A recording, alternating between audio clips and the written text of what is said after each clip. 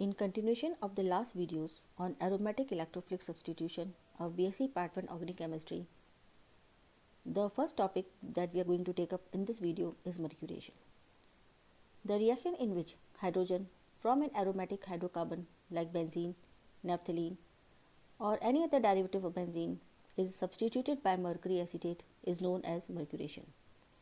In this reaction, the hydrocarbon, for example benzene in this case, is heated with mercury acetate or with HGO and glacial acetic acid at 363 to 433 Kelvin and gives rise to acetic acid and the mercury acetate product. In the presence of the strong acid, mercury acetate breaks and forms electrophile. For example, mercury acetate in the presence of HClO4 forms acetic acid and CH3COOHG ClO4, that is an adduct. This adduct splits into ClO4 minus and CH3COOHG plus, which acts as an electrophile. When nitrobenzene reacts with mercury acetate in the presence of HClO4, then the major product is meta-acetoxy mercury nitrobenzene, because nitro group and hence meta-nitrobenzene is meta-directing. But if nitrobenzene is heated with mercury acetate in the absence of strong acids like HClO4, then we see that the major product is ortho and para acetoxy mercury nitrobenzene, although the nitro group is meta-directing, but in this reaction the attacking species is a free radical and not an electrophile. So here we see that this mercury acetate is heated in the absence of strong acid. It splits into two free radicals, CH3COO free radical and CH3COOHG free radical. Now the aromatic free radical substitution always forms ortho and para products, whether the nature of the substituents may be ortho, para or meta directing, since ortho and para pentadienyl free radical which is formed during the reaction is more stable than the meta radical. So if we see the explanation behind this phenomenon, then we see that it is the stability factor which plays a part in this.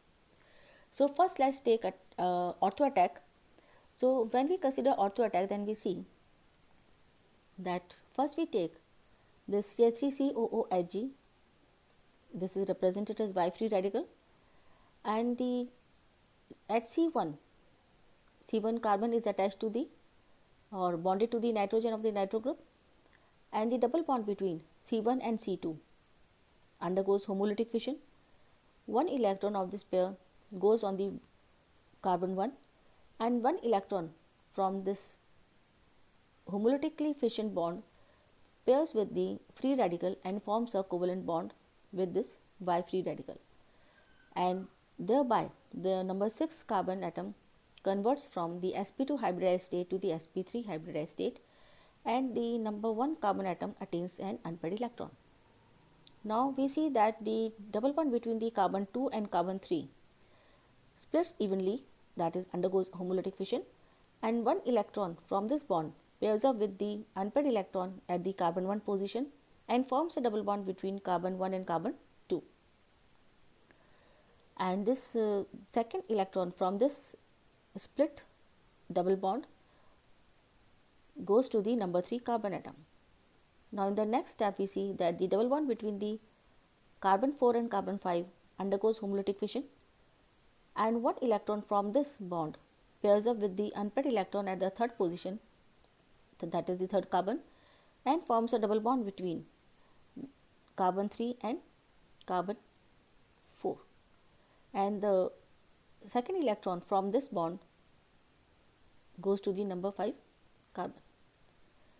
Now we see that the number 1 position, number 1 structure can proceed in two ways.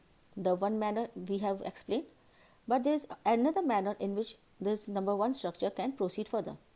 So we see that this number 1 structure which has unpaired electron at the carbon which is bonded to the nitrogen, in this structure the double bond between the oxygen and the nitrogen undergoes homolytic fission. One electron goes to the oxygen and one electron pairs with the unpaired electron which is at the C1 carbon and forms a double bond with nitrogen and between nitrogen and carbon 1. So we see that here 4 resonating structures are formed when the attack is ortho. Now we will consider the para attack. In this para attack, we see that the double bond between the carbon 3 and carbon 4 undergoes homolysis, that is homolytic fission. One electron pairs up with this Y free radical and forms a covalent bond, and now in this case it is the number 4th carbon atom which converts from the sp2 hybridized state to sp3 hybridized state, and the one unpaired electron from this bond goes to the number 3 position. Now in this next sequence takes place that the double bond between the carbon 1 and carbon 2 splits evenly, and one electron goes to the carbon which is bonded to the nitrogen of the nitro group, and one unpaired electron pairs up with the unpaired electron at the 3rd carbon and forms a double bond between C2 and C3. Now this number 2 structure can proceed in two ways. The first way is that the double bond between the carbon 5 and 6 undergoes homolytic fission. One electron from this split bond pairs up with the unpaired electron at the carbon which is bonded to the nitrogen and forms a double bond between C1 and C6, whereas the second electron from this pair goes to the number 5 carbon atom. The second manner in which this structure 2 can proceed is, there is this electron, unpaired electron at the carbon which is bonded to the nitrogen. Now in this structure, the double bond between the oxygen and the nitrogen undergoes homolytic fission. The one electron pair goes to the oxygen, and the one unpaired electron from this split bond pairs up with the unpaired electron at the C1 carbon which is bonded to the nitrogen and forms a double bond between nitrogen and carbon. So in this way we see that para attack also produces 4 resonating structures. Now if we consider the meta attack, in this meta attack we see that the double bond between the 3 and 2 carbon atom undergoes homolytic fission. One electron goes to the second carbon atom and one electron pairs up with the Y free radical and forms a covalent bond with Y, and we see that now it is the number 3 carbon which converts from sp2 hybridization state to sp3 hybridization state. In the next step we see that the double bond between the carbon 1 and carbon 6 undergoes homolytic fission. One electron goes to the 6 carbon atom and the one electron pairs up with the unpaired electron at the second carbon atom, and a double bond formation takes place between C1 and C2. And in the next step we see that the double bond between the carbon atom 5 and 4 undergoes homolytic fission. One electron goes on the 4th carbon atom and one electron from this double bond pairs up with this electron pair which is at the 6th carbon position and forms a double bond between carbon 5 and carbon 6. But we see that in these structures there is no chance of ever the carbon which is bonded to the nitrogen getting the unpaired electron, and hence the resonating structure in which there is a double bond between nitrogen and carbon is absent in this meta attack, and hence we know that ortho and para attack gives 4 resonating structures, whereas meta attack is producing only 3 resonating structures, and as the number of resonating structures is more, the stability is more. So hence in this case the ortho and para products will be more stable than the meta product. Now we come to the second topic of this video, that is orientation. The substituent already present on benzene ring determines how readily the attack occurs and at what position it occurs. This method of determination of relative position of the substituents in polysubstituted benzene is called orientation. The different methods of orientation are as follows: Corners absolute method, grease method or converse of Corners method, indirect method, and dipole measurement method. In the first, that is Corners absolute method, this method is based on number of substituted isomers disubstituted benzene forms 3 isomers, that is ortho, meta, and para. Disubstituted benzene is converted into trisubstituted derivative, and the number of the trisubstituted derivative formed depend on the nature of the disubstituted isomer. So, if disubstituted isomer forms 2 trisubstituted derivatives, then it is ortho disubstituted derivative, and if the disubstituted derivative form 3 trisubstituted derivatives, then it is supposed to be meta disubstituted, and if disubstituted forms only one trisubstituted derivative, then it is supposed to be para disubstituted compound. Now we come to the Grease method or converse of Connors method. This method is just converse of Connors method. In this method, the trisubstituted isomers are converted into disubstituted isomers. In this, 3, 2 and 1 trisubstituted isomers form only one disubstituted isomers. The disubstituted isomer formed from 3 different trisubstituted isomer is meta disubstituted isomer, as in this case 3 different isomers are giving only one type of disubstituted. So this is a meta disubstituted derivative.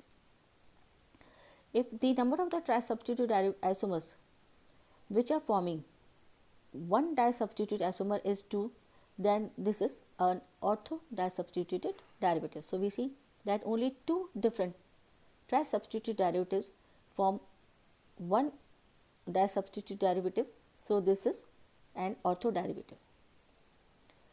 And if the disubstituted isomer formed only from one trisubstituted isomer, then it is para disubstituted derivative. So here we see that there is only one trisubstituted derivative which forms one disubstituted isomer. So this is a para isomer. Now we come to the indirect method. In this method, the orientation of the compound is determined by reference compound of known orientation. The orientation will be or can be determined by converting the compound of known orientation. For example, the first example we take is when ortho, meta and para xylene are oxidized, they form ortho, meta and para dicarboxylic acid respectively. So we can say that the dicarboxylic acid formed from ortho xylene will be ortho dicarboxylic acid. The dicarboxylic acid produced from meta xylene will be meta dicarboxylic acid, and the para dicarboxylic acid will be obtained from the para xylene. Now the second example we take is when ortho, meta and para toluic acid are oxidized, they form ortho, meta and para dicarboxylic acid. So if the dicarboxylic acid is obtained from ortho toluic acid, then it will be ortho dicarboxylic acid. If it is obtained from the meta toluic acid, then it will be meta dicarboxylic acid, and the similar is for para. Now we come to the last method, that is dipole moment method. By dipole moment method, the orientation of the disubstituted isomers can be determined. The dipole moment of para isomer is 0, and the dipole moment of the ortho isomer is higher than the dipole moment of meta isomer. So if we take the example of dichlorobenzene, then we see that the observed dipole moment of the para dichlorobenzene is 0, and also the expected dipole moment is 0. The observed dipole moment of the meta dichlorobenzene is 1.55 dpi, and also the expected dipole moment is also 1.55 dpi. The observed dipole moment for ortho dichlorobenzene is 2.62 dpi, and the expected dipole moment is also 2.62 dpi. So we see that the experimental value is in good agreement with the expected theoretical value. So this method holds, and this is all for today. Thank you.